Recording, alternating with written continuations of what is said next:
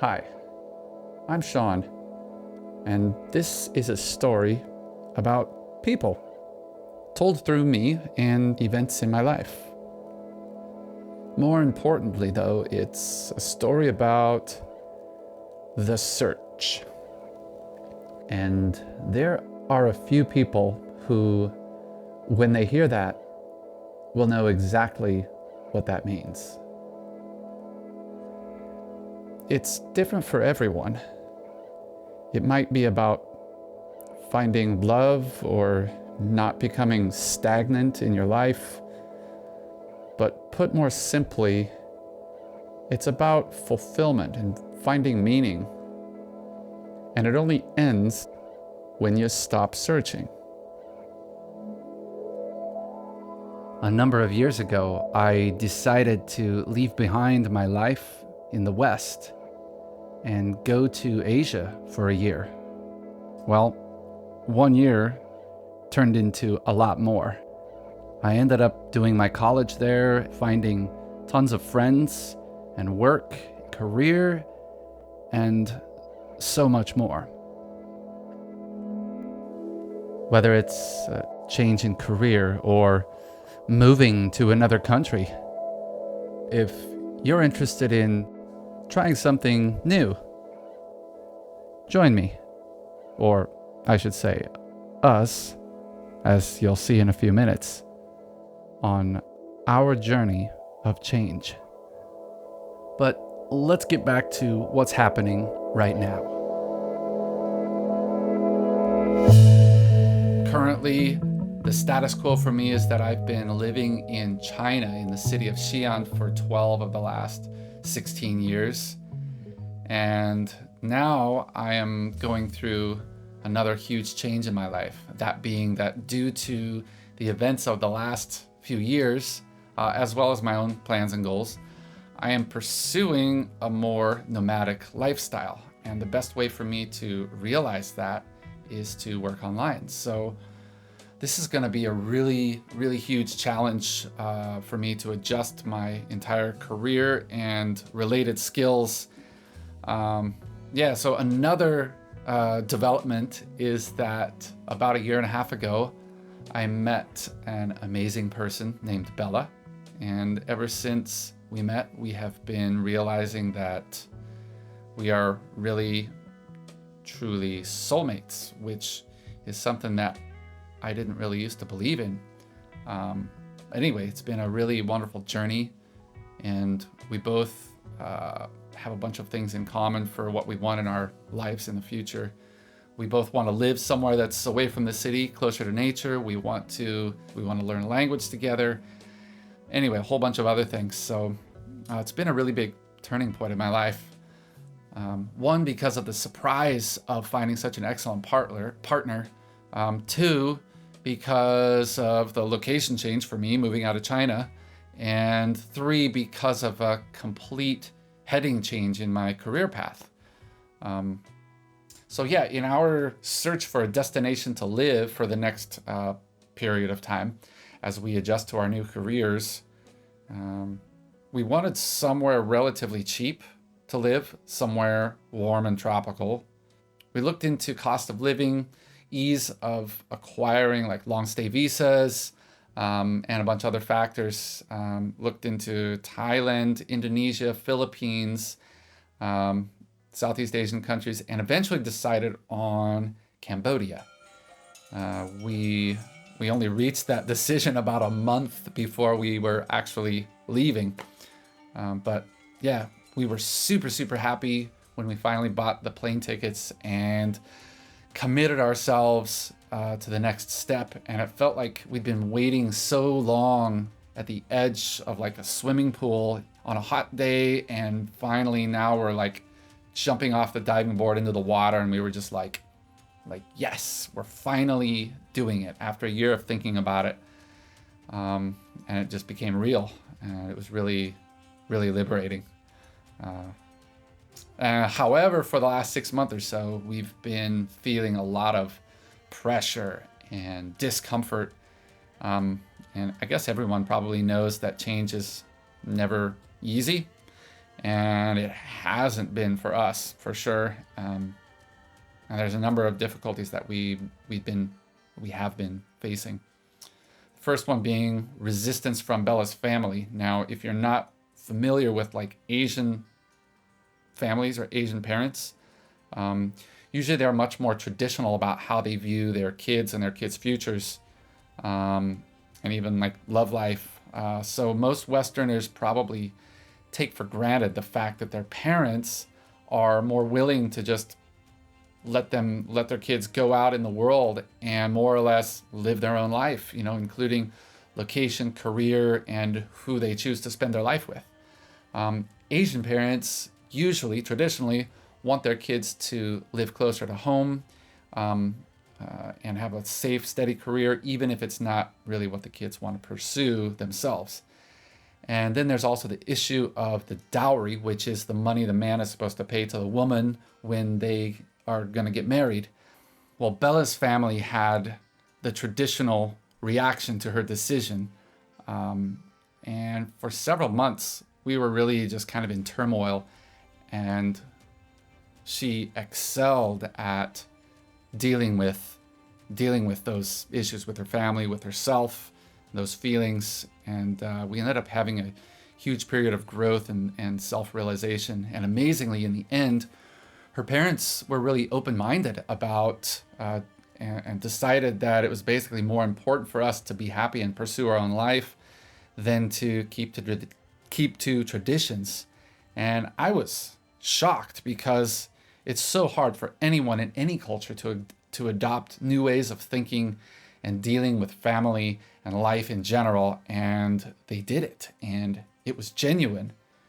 Her mom even made a special trip to Xi'an from their hometown, about 2 hours away, just to hang out with us for the day and tell us that we didn't have to worry about the dowry and that it wasn't important to them. So the traditional stuff and family stuff was really the most difficult for us to get through. And it was pretty intense for a while. But after that, we still had the psychological challenges of quitting our jobs that both of us had been working at for years, and then also saying goodbye to our circle of friends. And work was easier to leave, but getting used to the idea of leaving your social support group and groups and people that you've known and loved for years, that was really tough for both of us. And there were a couple days where pretty much all we did was go out and drink with friends and eat with friends and say goodbye. Lots of hugs and tears and well-wishing and all of that. One thing, though, that we realized is about living a nomadic lifestyle is that we can always come back and visit. So we made a lot of promises to come back and visit within the next year or so, too.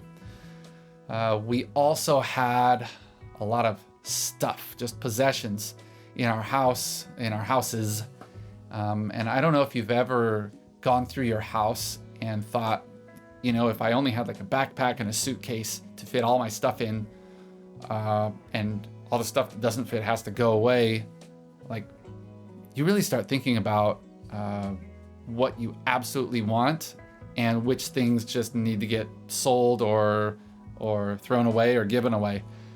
So both of us did that, and me first because I moved to her house for the last month of our time in Xi'an, and then her second right before we left for good. So Bella gave away a bunch of stuff to her neighbors and friends, donated a bunch of clothes, and the rest of her stuff we packed up in boxes and had it shipped off to her parents' house in the mountains in her hometown. And they have an extra room there for us to stay in whenever we come back to visit. We did that. We went back to her parents' house for about a week then, and had some good time together with them, and came back to Xi'an a couple days before our flight out. And side note, I have a close friend who advised us to get married before we become digital nomads and go out in the world and start moving about. And his reasoning was not so much sentimental, but practical, just because it's going to be easier for us to stay together, to get visas to stay in the same place together if we're like a legal couple, as well as visas to go to America for her, or China for me to go back and visit family or hang out for a month or two or what have you. So we got back to Xi'an. It's 2 days before our flight, and we still weren't married. But fortunately, we had all of our, or most of our documents together, and all we needed to do was get photos taken and make photocopies and then go to the marriage office and perform the legal ceremony.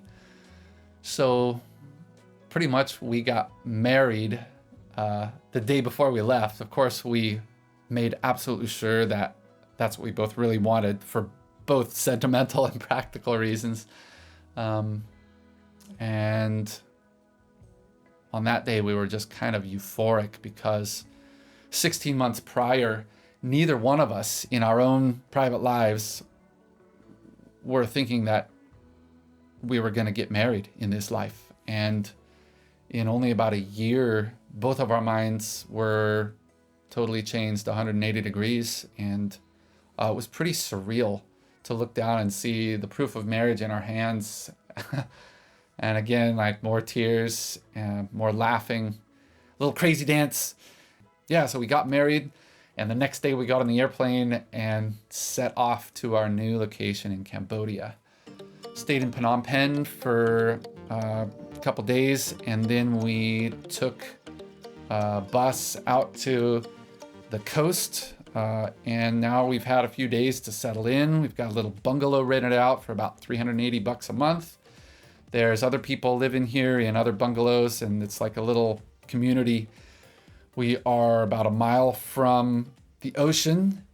It's a rural area. There's a little tiny town down the road, and yeah, we're just super happy. Even though we're out of our comfort zones, probably getting ripped off buying vegetables at the market, language barrier, and all the uncertainty. Regardless, we're totally thrilled to be taking a plunge into a new life. But at the same time, there are a lot of tough situations on the horizon. We really don't know how it's going to go. And there is a lot of uncertainty. Like, can we make enough money? Are we going to be able to adapt mentally? And we're just married, so are we going to be able to give and do enough to make each other happy? We have to learn to deal with all of it. You know, that's life, I guess. You do your best. You pursue fulfillment.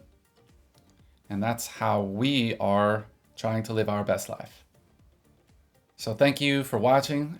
I'm going to come back on here with an update in another 6 to 8 weeks. And in the meantime, send us some good vibes. See you next time.